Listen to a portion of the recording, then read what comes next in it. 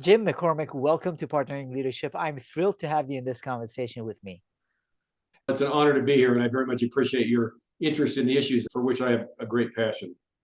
I loved the first time manager and the power of risk. In this conversation, I want to spend a lot of time on the first time manager because I see all kinds of conversations around leadership, but it's also really important for us to learn how to manage more effectively before we balance it with that leadership. But before we get there, would love to know whereabouts you grew up and how your upbringing impacted the kind of person you've become, Jim. That's a very interesting question. I grew up in Southern California. It was a rather bucolic environment back in those times. It was very innocent and lots of recreational opportunities, and the world was our oyster. It's a very different setting in today's world. And there was a mindset that you could do anything you set your mind to. And it was very real because what you saw was a tremendous entrepreneurial ethos that was present back then. And I think it's still present today, but there's, I think, some more limitations nowadays than there were back then. And it was a hitch your wagon to a star kind of mindset. And that's something I've always bought into to a great extent. So that led to doing something crazy, which was at a very young age, saying I really would like to work in Washington, D.C. in politics. And I was able to get a position in a presidential administration, which is no small task. Did that for 4 years. And that was intriguing, something that has changed my life. And then probably one of the most significant things that happened after pursuing an engineering degree, MBA, and a lot of different business experience was going and doing something really crazy, which was becoming a part of an expedition that skydived to the North Pole, which was a life-changing experience. And that launched me off in an entirely new direction. And I have never worked for an organization ever since then on a full-time basis. And that's my choice. So it's fun to have had the privilege of crafting my career in the manner in which I've chosen. Really exciting that you've had a chance to craft it. I would love to find out about that North Pole expedition. But before that, how did you end up getting into skydiving, Jim? My comment to parents is be careful what books you have your kids read because they dramatically influence who they become. At a very young age, I read a book as it was on my summer reading list. I don't know if that's still something that goes on, but we had one. And it was about commando training. And the chapter about parachuting was intriguing to me to the point where I read it twice. And I know that's where the seed was planted. From that point on, I wanted to at least try one time jumping out of a plane. And it was all I saw as nothing more than a personal improvement device. My premise was if I could summon up the courage to jump out of a plane, it would somehow make me a better person. Because I'm a big believer that if we face our fears and proceed despite them, that we were the better for it. I had no anticipation that I would do it more than a single time. And I was obviously wrong. I've now been skydiving more than half my life. I have over 5,300 skydives and I've earned 15 world records. And it's something that has been a center point of my life in a very constructive and positive way. That's incredible, the number of dives you've had. Now, I've had a couple of Navy SEALs on the podcast, Rich Divini and Alden Mills, and both of them say that they were terrified every time they jumped out of the plane. So even though they're Navy SEALs, they want to talk about the fact that it's not that they ever got over the fear. Have you gotten over the fear? No. People say, when did you stop being afraid? I said, I'll let you know if it ever happens. But my observation is I don't think that'd be a really good idea. You're doing something that is potentially going to end your life every time you leave a plane. And so you need to have great regard for what it is that you're doing. Now, the character of the fear has changed. It tends to be more of a performance anxiety as opposed to a fear of whether I'm going to live through the experience. But nevertheless, some degree of fear is, I think, appropriate and constructive and necessary in that setting. You've got to respect what you're doing. And I imagine that's also important in the work that you do, Jim. You started the Research Institute for Risk Intelligence. I imagine that mindset is important to understanding risk, assessing risk, and then proceeding in organizational decision making. Yes, it is. But it's also important to understand that I don't ever want to create the misimpression that a high risk inclination is uniformly positive. I try hard to not send that message. I also want to make sure people understand that a low inclination is not negative. You have to have both. Within an organization, you have instigators and you have mitigators. You have to have both. If you have nothing but instigators, you're going to have chaos. If you have nothing but mitigators, you're going to have a lack of forward progress. So both need to be present. And there's a natural tension that will occur between them.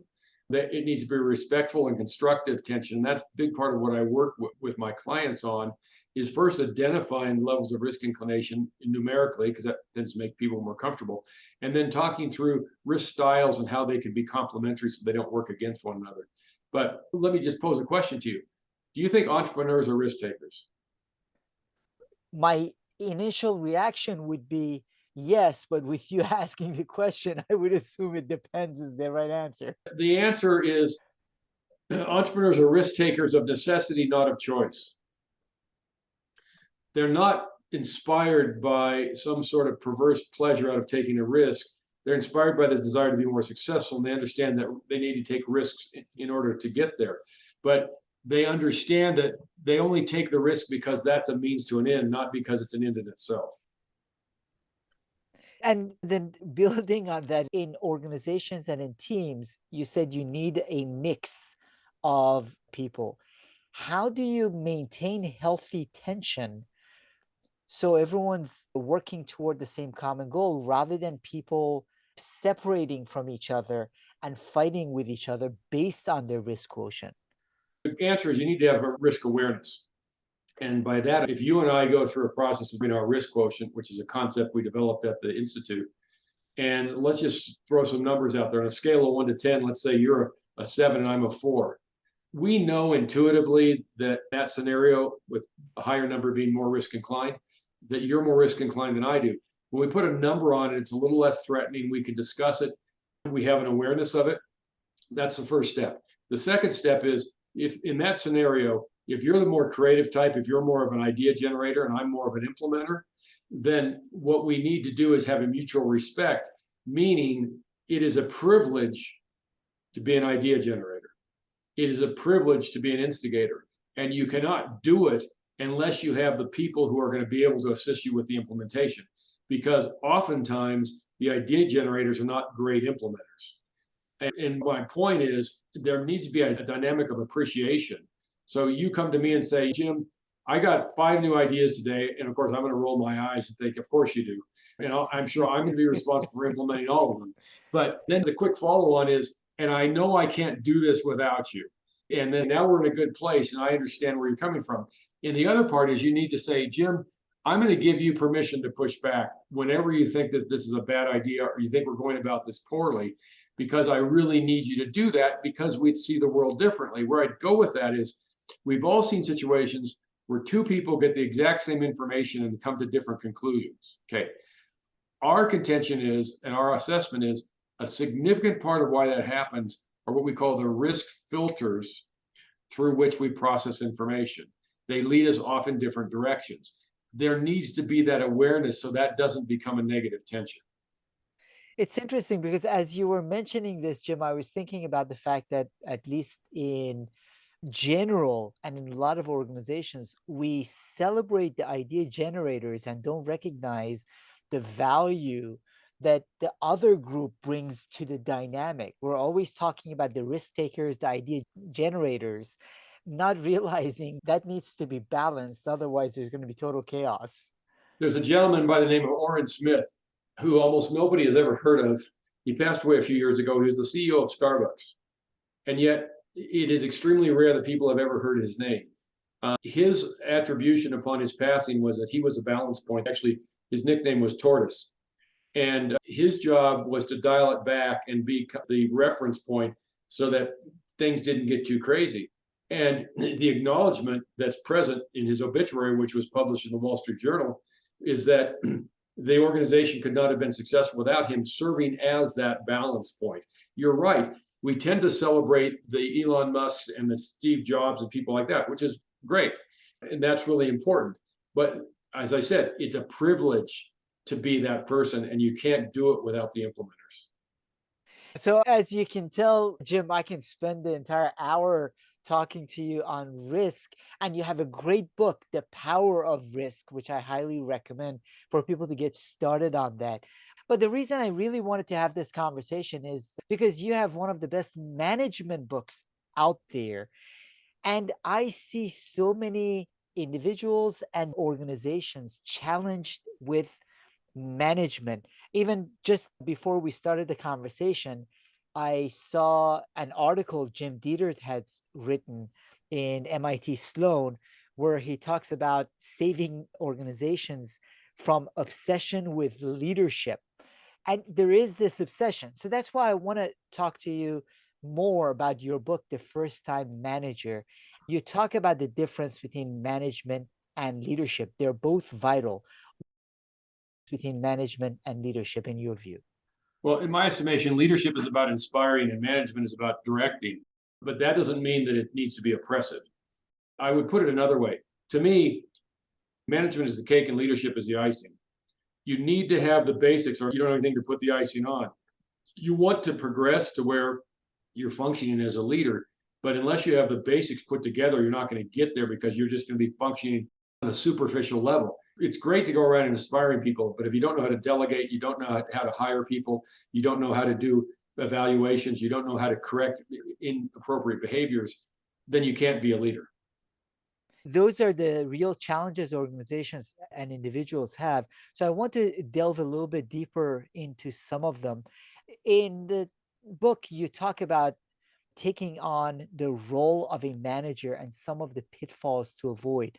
So when someone becomes a manager, what are the initial pitfalls? What are the challenges and how can they overcome them? The book is very much oriented towards people that are in a first time management role. But with that said, I think there's a lot of insights that are available to people that have a lot of management experience. Actually, it's interesting because I was contacted recently by someone who said, have you considered a different version of the book? Because I provide this to all of my executive clients, and some of these people are very experienced managers, senior executives. And they said, why would I read this? It's about a first time manager. She said, because there's a lot of it in here that's valuable to somebody who actually has been managing for a long time. So the basics of management. But the reason the book, I think, has been so successful over the years is organizations will never stop advancing people who are excellent individual contributors and moving into management, just assuming they'll figure it out. And oftentimes that has a negative and sometimes catastrophic outcome because management is a whole different world. Individual contributors doesn't mean that you can be a good manager.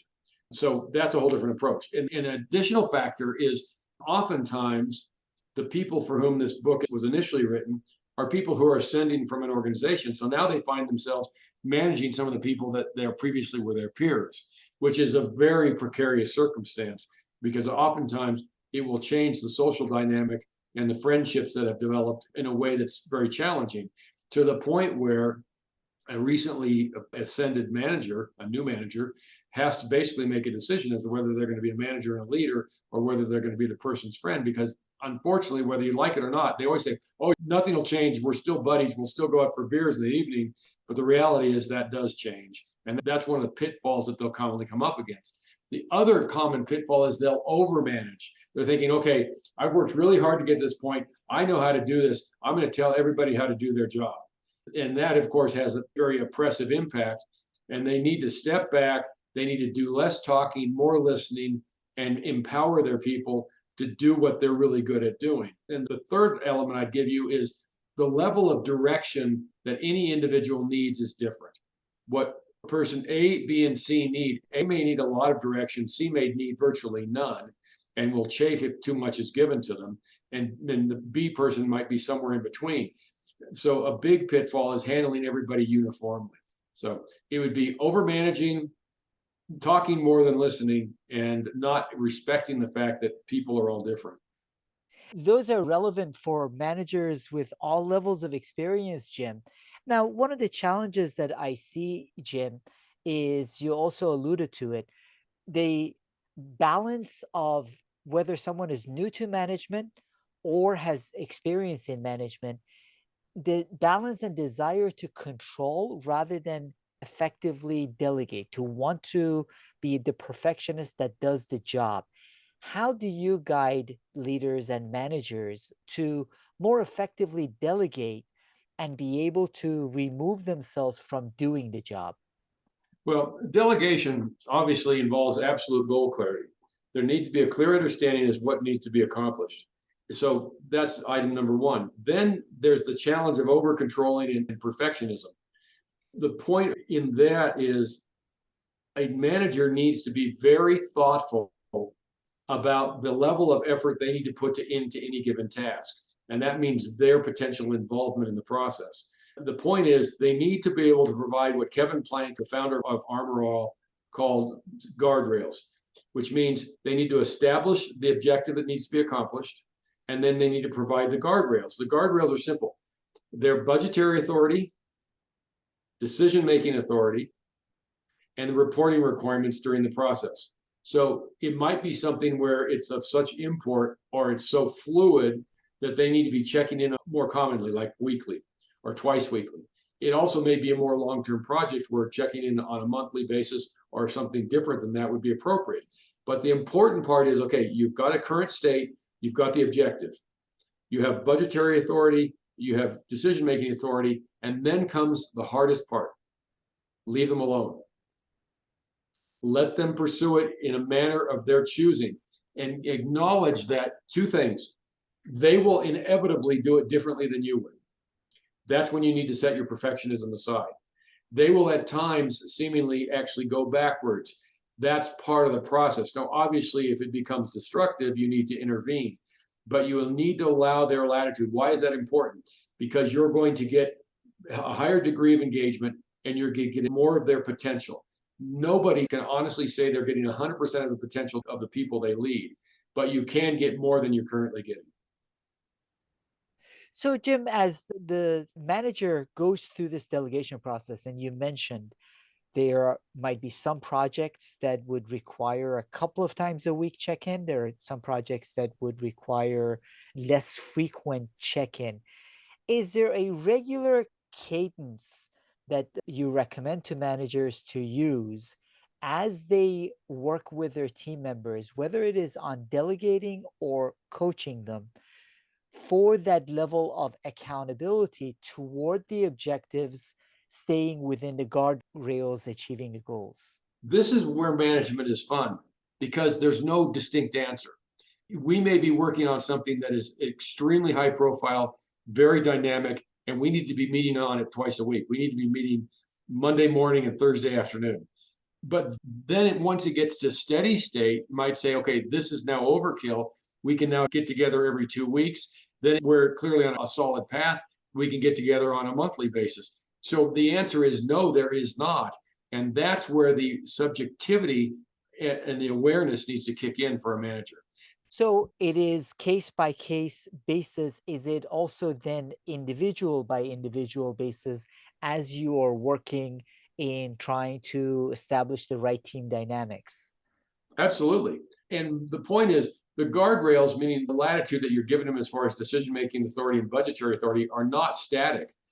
If they're doing a great job or there's a high level of expertise that's been illustrated in the past, they can be much broader. If it's a group that's struggling or has less experience, they need to appropriately be narrower. Again, that's where the subjectivity comes in and the awareness that the manager needs to bring to the process. There's something called group socialization, and it's a concept that comes from the sociologist, and it's very important when you're putting together a team. And what it basically states is that any trait that is uniformly present in a group of people will be magnified. But there's an important thing I just mentioned, uniformly present. There are times when, as a manager, you might say, this team needs to be really risk forward. They need to be very progressive in what they're doing. It's important that a manager understands they only want to put people who have that same orientation in that team. Similarly, it might be a situation where there needs to be a high degree of caution. It's a risk management environment, and you want everybody to be more on the cautious side. What I'm telling you is group socialization says there will be a magnification effect, which can be positive, can be negative. You need to be aware of it. If you want to negate it, then you put a mix of those characteristics in the group, and that magnification will go away. That's an interesting perspective. So a lot of times we talk about group dynamics and team dynamics and the value that cognitive diversity and other things bring to the team.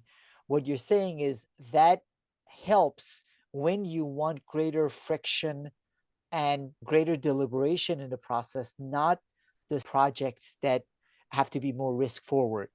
Right. So, example, let's say all of a sudden you find you're at a disadvantage and you need a very aggressive product development team. You want to make sure that everybody that's on that team, if they need to develop something quickly and they need to get some new ideas on the table, You don't want to put the cautious people in that group. That doesn't mean that every idea they come up with is going to be good, but it means they're going to come up with a lot more ideas. They're going to come up with a dozen ideas instead of 3 ideas, and you can then filter them from there and figure out which ones you want to go forward with. Jim, the other challenge that I see with teams and team dynamics that managers need to be able to work through is managing conflict in the team. How can that be best addressed? That's an interesting question. My first comment is there needs to be a culture of respect present. The culture of respect is established from the top. It needs to be something that is illustrated by your management style and the manner in which you regard people. Inevitably, we're going to have differences of opinion with people. There's some subjects that do not belong in the workplace. Politics is an example. Religion is an example. There's certain topics that are not appropriate because all they do is potentially lead to conflict. So let's assume that you have the ability to explain to people that's a discussion that's not appropriate in this setting. Now let's move on to where the conflicts exist on a business side. The reality is an awareness of different orientations is appropriate, meaning keep going back to risk because it's where the area that we study. High risk inclination, low risk inclination can result in tensions. There needs to be an acknowledgement that the styles need to be complementary. Then that goes to when we have differences of opinion, there needs to be a mutual respect where you ultimately need to go to is saying, we need to agree to disagree. And that's really important. And then let's work together. We know that this is going to come up on a recurring basis. And my guess is you're going to come out here, I'm going to come out there, but I'm not going to prejudge where you're going to come out because you just might surprise me and I might surprise you. But we've got to work together because we have a common goal. Having that common goal helps. So team dynamics and managing conflict. One of the things that I see happen in a lot of teams and organizations, Jim, is where there are dysfunctional individuals or employees, and the manager has a very difficult time addressing that. So they're hoping the problem will take care of itself. Everyone in the team knows. So, what are approaches for managers in addressing performance issues and managing problem employees? This does not need to be complex. And unfortunately, sometimes it's made more complex than it needs to be. My first comment is you can't overlook poor performance or challenges of the sort. You need to confront them head on. In chapter 15 of the book, I talk specifically about the concept of a trifold analysis. And as you remember, that's a simple process. It's called a trifold because if you just take a blank piece of paper and fold it thirds, the top half, you sit down with somebody that's where there's a challenge, there's a problem. And the first thing you do, and this is a blank piece of paper, by the way, you jointly say, let's talk about your strengths. Highlight strengths. You're good with people. You have great analytical skills. You're timely and reliable, whatever those things are. And then the second category is not your weaknesses, but your opportunities for improvement. Where could things go better? And then now we're talking about your ability to collaborate with a team is sometimes limited, whatever it is that really are the challenges. The important part, if you started the conversation by engaging them, by genuinely focusing on their strengths, then the areas for improvement, okay? The third category is the goals, the third section. Let's work together to establish the goals. So within 3 weeks, you're going to X, whatever that is. There's something that's outstanding that needs to be achieved, accomplished, whatever it is. We need to have a more constructive group dynamic. Your contributions in a meeting environment need to be uniformly constructive and not negative in your orientation, whatever the issues you're dealing with.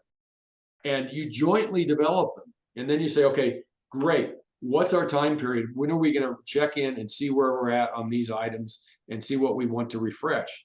And you might say, if it's a very intense situation that's not going well, it's going to be quite soon. Or it might be, let's talk again in 30 days, let's talk again in 60 days.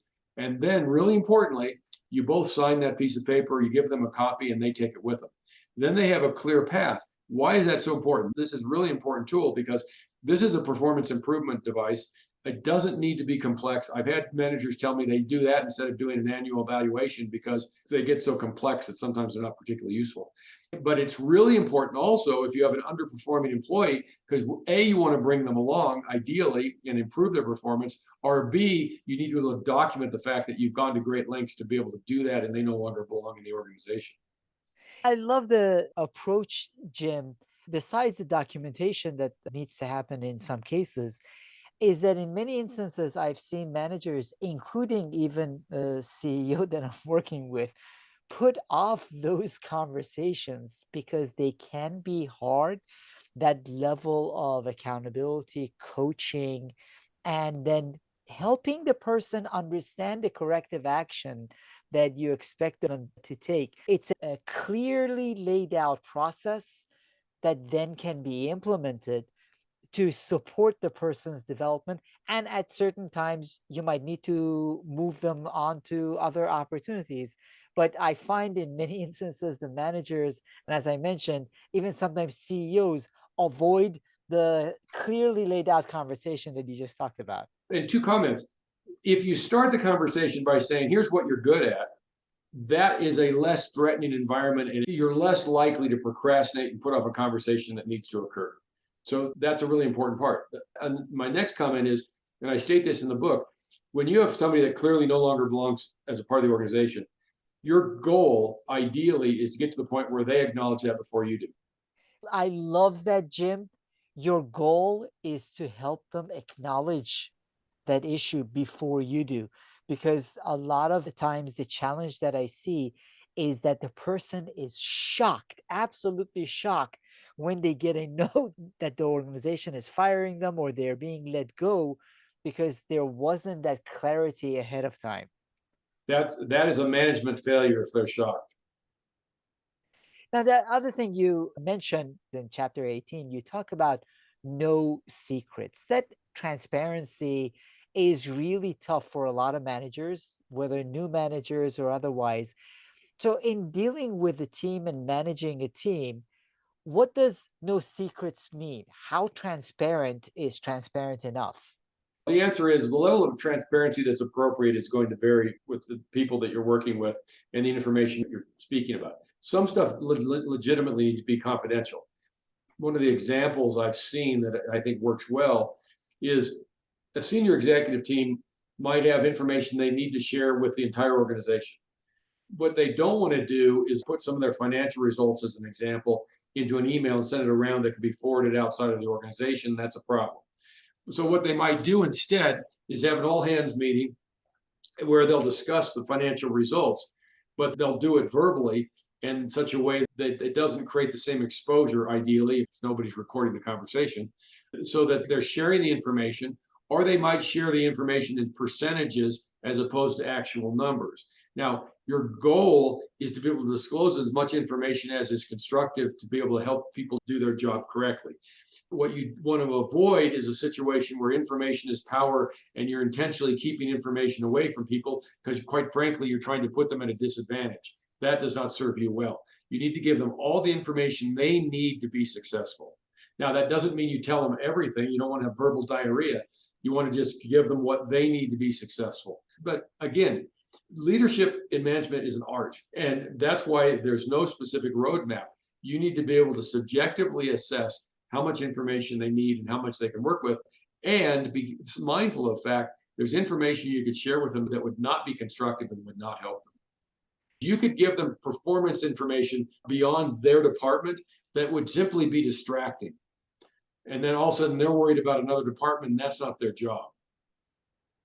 So, one of the challenges that I see in organizations with that transparency is the assumption that the people understand more than they do, see more than they do, so the managers don't spend enough effort and time in clearly communicating. So, on the communication ends of it, where do you see the biggest opportunities for improvement for managers? And what kinds of information do they need to consistently communicate with individuals and their teams? Okay, there's not a uniform answer. It depends on each individual. And I'm going to go to one of the most important things I think that's in the book, which is the span of control concept. And one of the biggest mistakes that experienced and inexperienced managers make is they try to manage too many people. And then everybody is at a disadvantage. My suggestion is, generally speaking, you don't want to have more than 5 direct reports.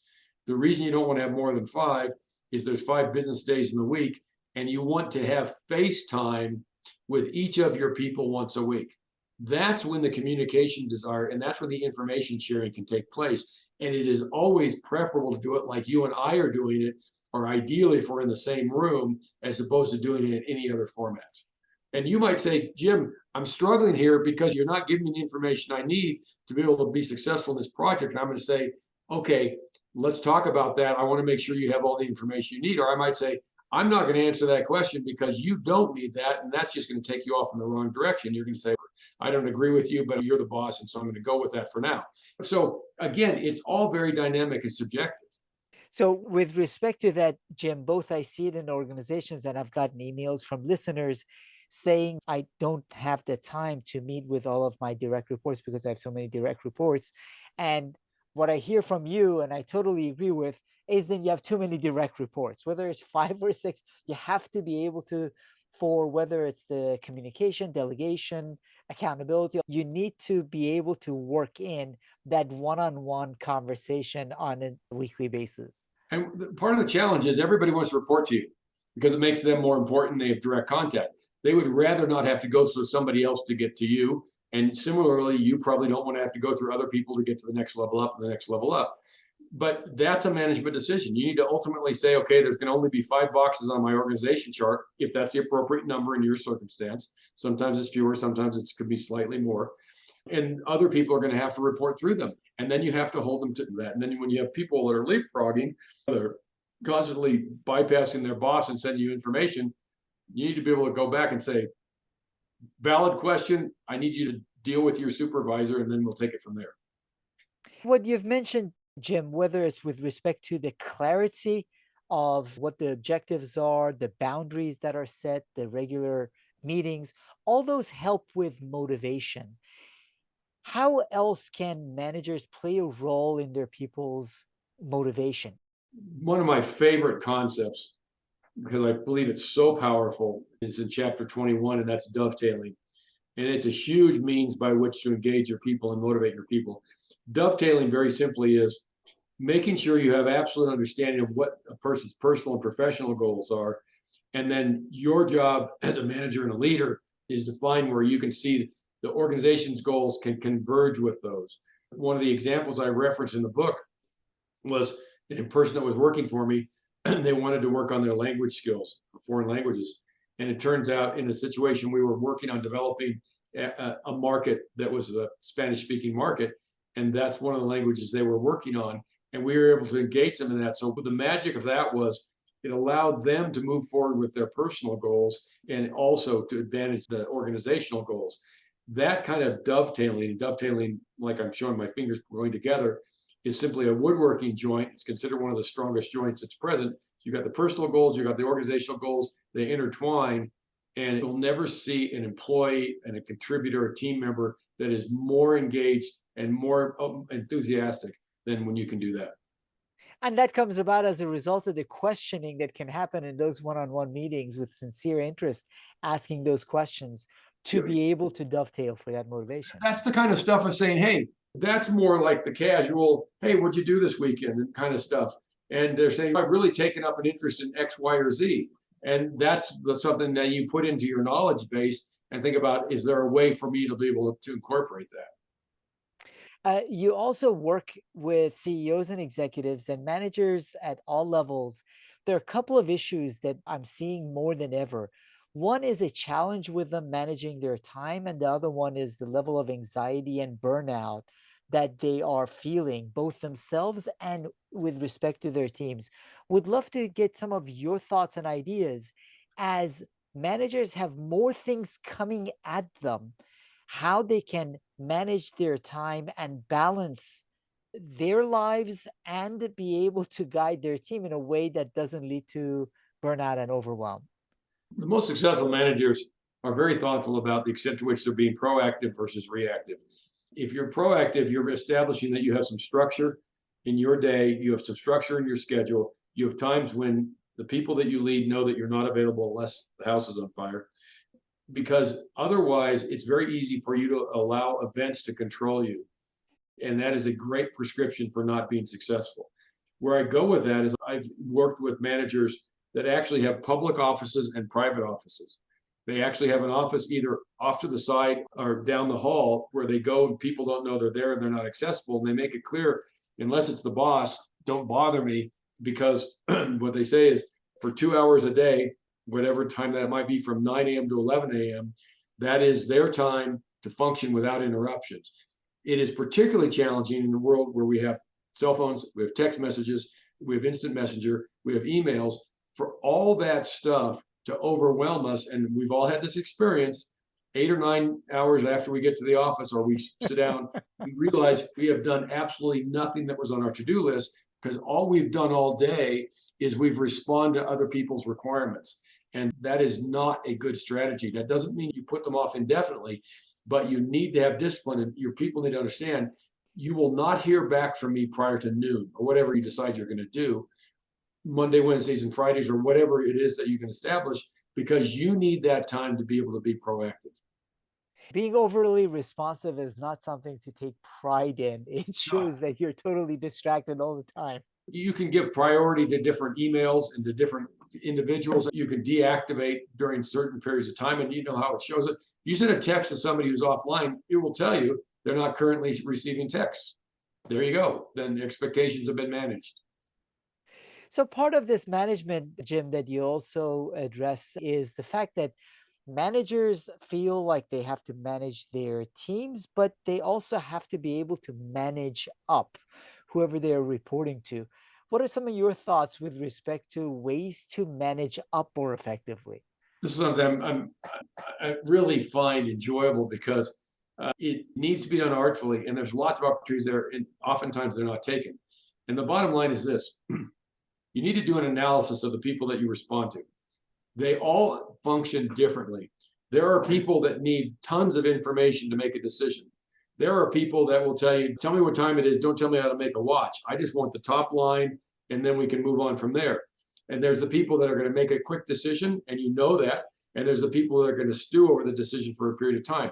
So the challenge is just like managing your team.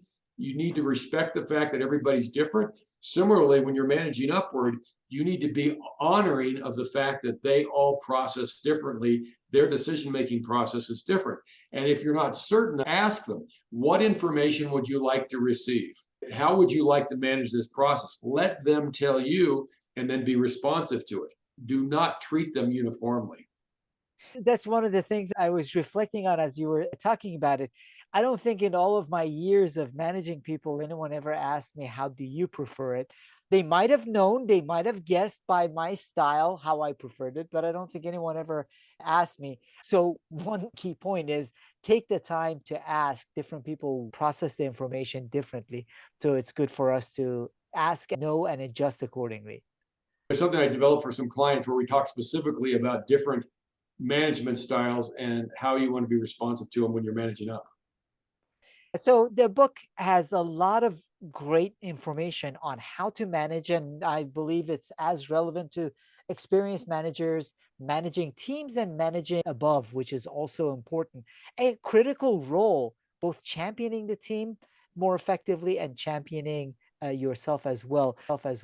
So, in addition to your book, Jim, are there any leadership practices or resources you typically find yourself recommending? For example, I find myself recommending your book to managers when they need to learn how to manage more effectively.